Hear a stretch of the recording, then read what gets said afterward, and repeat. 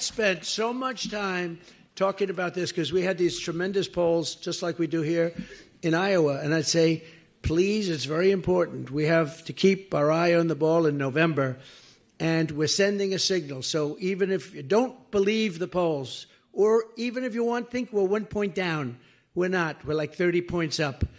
But don't believe me. You have to get out and you have to vote. I joked the other night. I got a little heat for it. I said, listen, darling, you're not feeling well, but I don't care. You have to get up. We have to vote. We have to. But I'm not feeling well. It doesn't make any difference. You have to vote. And I went a step further. I said, even if it means the ultimate, you got to vote. Because we've got to save our country. All the information you need is available at nh.donaldjtrump.com. Everything's available. So we do have to create the margins. We're going to be in great shape in terms of winning, but the margins, and I think that's why we got, I guess, 52%. They said it would be almost impossible to get over 40, and we got 52% last night, which is great. Biggest margin in history. Biggest margin, by a lot, the biggest margin in history. With your help, 1 week from now, we're going to win the New Hampshire primary, and then we're going to defeat crooked Joe Biden. He's a crooked guy. He's the worst president in the history of our country. He's the most corrupt president in the history of our country. And frankly, he's the most incompetent president. You're going to end up in World War III with this guy. But we're going to take back our country, and we are going to what? Make America great again.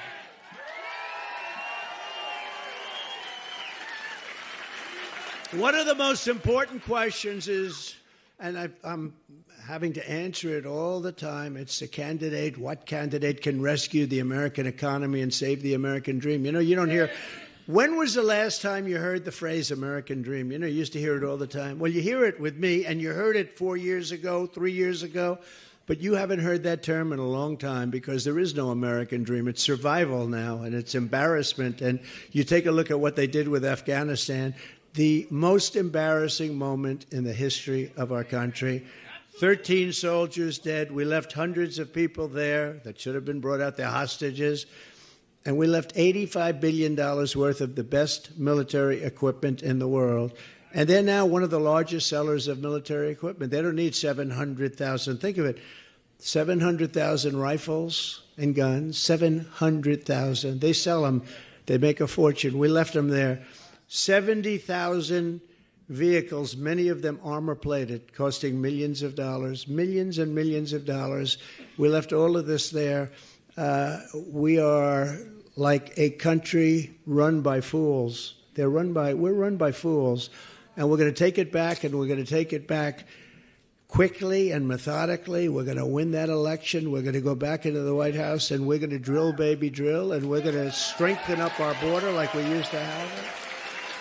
Remember, we had the safest border in history 3 years ago, and now we have the worst border probably in the history of the world. There's never been a border for any country, third world, banana republic.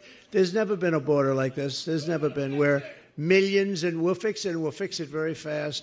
You know, all Biden had to do, you know, when he goes to the beach, because he's got consultants. We all have consultants, right? And they say, you look great in a bathing suit, Joe. And why don't you go? And so, I mean, I've never seen a guy go to the beach so much, right? And he has a hard time walking in the sand because that's, you know, sand is heavy. And he has an even harder time lifting one of those aluminum chairs that are meant for a child to lift, right? Yeah. He can't lift it. And you know, if he would have just gone to the beach and left our border alone, we had the most secure border. All he had to do is leave it alone. We had the best people. The Border Patrol are incredible. ICE are incredible. All of the law enforcement is incredible. We love our law enforcement. By the way, we are going to get immunity for our law enforcement so they can't get sued. You know, in many places, I don't think here, but in many places, law enforcement gets sued and they say, go out, get your own lawyer. We're not going to represent you. Can you believe it? What they do to our law enforcement, well, we're going to give them immunity. We're going to grant them immunity. We're going to take care of their problem. Under the Trump administration, we had the greatest economy in the history of the world. with record low unemployment rates for African Americans, Hispanic Americans. By the way, have you seen our poll numbers with African Americans and with Hispanic Americans? Oh, we're going to have. Like last night was quite a surprise. That's why they couldn't put us on. NBC couldn't do it because the margins were so crazy. But, I'm not that surprised because I see it. I feel it. We did great in 2016. We won. We did much better in 2020. But there is much more enthusiasm now than there was even in 2020 or 2016. Not even close. But we did better with everything, and we're doing better with women, with Asian Americans, with kids with MIT diplomas. Of course, that gets hurt a little bit now. MIT's been a little injured with the three people, Harvard, Penn, went to Penn, and you take a look at MIT, they got badly injured. My uncle was a professor at MIT for 40 years, Dr. John Trump. He's the longest-serving professor in the history of the school. And he's up in heaven now looking down on us and saying, that's a beautiful place that he's speaking at with very beautiful people. But, he would be very embarrassed if he saw what was going on with MIT and all of the places. But whether you had a diploma from MIT or any of the great schools, or whether you didn't have a high school diploma, we had the best numbers in every single category that we've ever had. And we're going to bring it back there, and we're going to bring it back fast. It's going to happen very quickly. The lowest poverty rates, record high incomes, all of these things are what we had. We increased the typical American family's take-home pay by an astounding record-setting $6,000 a year, and they lowered it by $5,000 a year. Think of that. They lowered it. So you add those two, that's a lot. That's a lot. I passed the largest tax cuts and regulation reforms in history. We did the largest regulation cuts in history. We did the biggest tax cuts by far in history. And, they're coming due fairly soon, and the Democrats don't want to do it. That would give you the largest tax hike in the history of our country. Congratulations. Nobody cares about that, do you? Do you mind paying 50% more tax?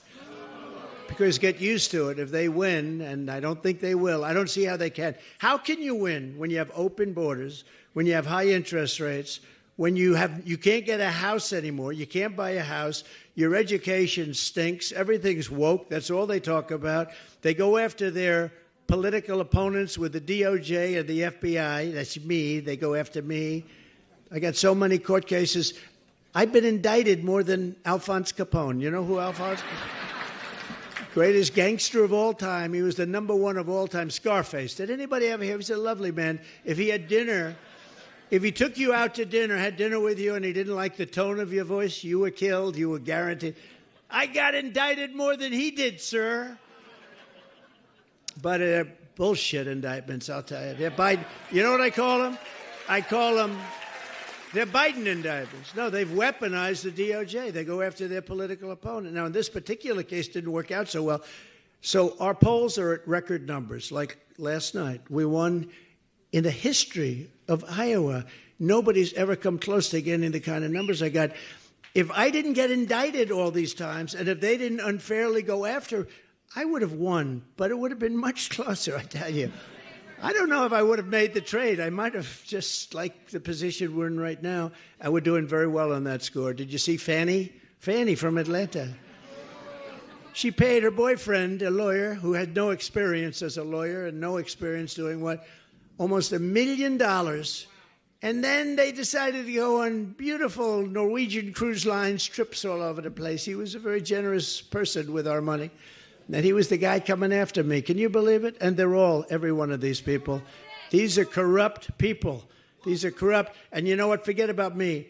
They indicted 18 fine people, 18 people like you, in some cases elderly. They signed a slate, just like Thomas Jefferson did slates. They go slates, just like they did to me in 2016. They wanted a slate for Alabama that I won by 45 points. Okay, they said maybe he didn't win Alabama, but I won by 45 points. They could have picked something that was a little bit closer, but they go after people and they want to destroy people, and they're evil, and we're putting an end to it, and we're putting an end to it fast, because you can't have that happen. You can't have that happen in this country. And most importantly, under Joe Biden, our country is dying. I mean, our country is in serious trouble. And I stand before you today as the only candidate who is up to the task of saving America from every single Biden disaster. And they're only disasters. What has he done good? Everything. I mean, think of it. You had no inflation. You had nothing. Israel would have never been attacked. Ukraine would have never been attacked. I know Putin very well. There was no way he was going to do it. You know, one of the reasons he did it is Biden, drove oil prices up so high, makes his money with oil. He was making a fortune. He had plenty of money to prosecute it. But even without that, because ours was much lower, we had $1.87. Does that sound good? $1.87. But they would have never done it. Israel would have never happened. You see what's going on with Taiwan. China wants to go in there. He would have never done it. President Xi of China, strong man. He would have never, ever done it. Just watch as soon as it becomes clear on election night that we've defeated crooked Joe Biden, you will see your 401k soar, and you already see it. Every time we have a good poll or every time we have a night like we did last night, was that exciting, by the way? That was so beautiful. That was so beautiful. By the way, you think you have cold weather out tonight?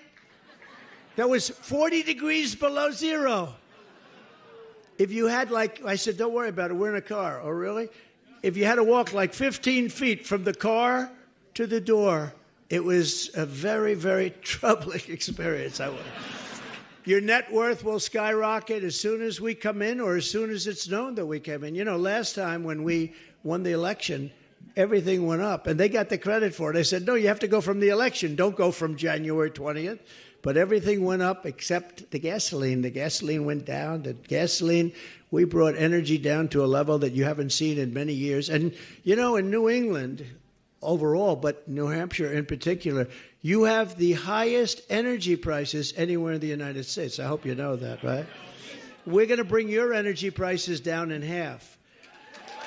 We're going to bring them down in half.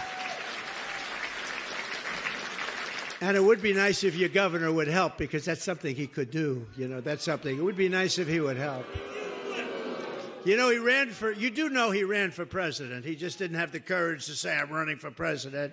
He was all over the place for months, running. And then after he got his highest number, about 2%, he decided to announce that he's not running. But he didn't announce that he's running. He ran without announcement. And honestly, that's not the way to do it. That's not the way. But you have the highest energy prices, this area, in the entire country. We're going to cut your energy by at least half, and it'll be done in the first year. You watch. First year. The next Trump economic boom will begin on November 5th, 2024. That will be an economic boom.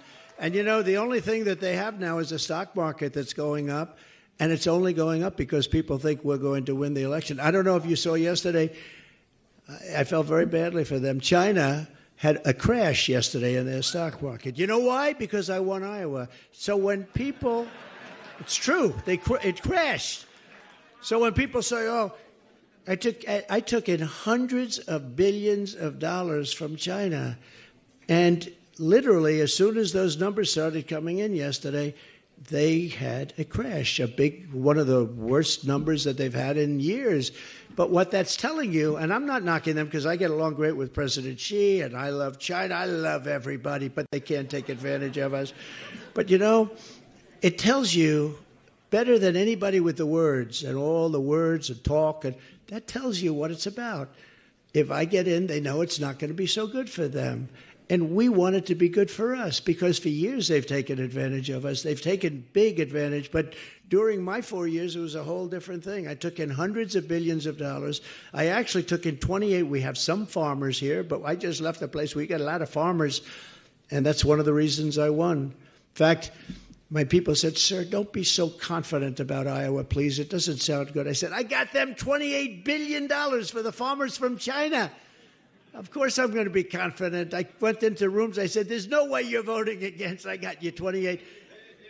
I said, you think Biden, when he's sleeping, he's turning and twisting and sweating in bed, thinking about how to get his farmers taken care of and how to... He just goes out like a light.